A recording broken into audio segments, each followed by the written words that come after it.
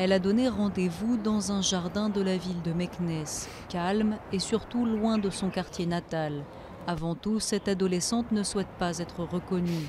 Mariée à l'âge de 13 ans et demi, elle est répudiée un an plus tard après avoir frôlé la mort.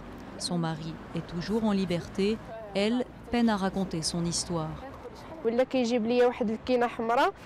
Il me donnait une pilule rouge en me faisant croire que c'était pour l'appétit. Et quand je prenais cette pilule, je dormais sur place pendant 24 heures. Et quand je retrouvais mes esprits, je découvrais que j'avais été torturée. Tout mon corps était couvert de blessures, j'avais mal partout. Je ne pouvais plus marcher. Des témoignages comme celui-ci, Fadwa en reçoit des dizaines sur son site internet, une plateforme dédiée aux femmes victimes de discrimination que la loi marocaine ne condamne pas toujours. Le Code de la famille interdit le mariage des mineurs, mais 2 articles permettent aux juges de déroger à cette règle. Le cas de la jeune femme de 23 ans qui est déjà mère d'une jeune fille de 8 ans, issue d'un dernier mariage. Ça dévoilait en quelque sorte une sorte de commerce de chair, voilé d'un voile en fait légal, qui est celui du mariage.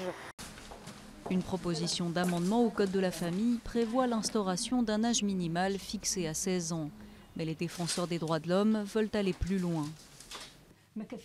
Ce n'est pas suffisant pour protéger les femmes et les mineurs des violences. Les mouvements féministes et des droits de l'homme, dans le cadre d'une coordination qui s'appelle le Printemps de la Dignité, ont demandé une relecture du code pénal en entier et nous avons donné des propositions très complètes. L'une des solutions évoquées est l'interdiction pure et simple du mariage des mineurs.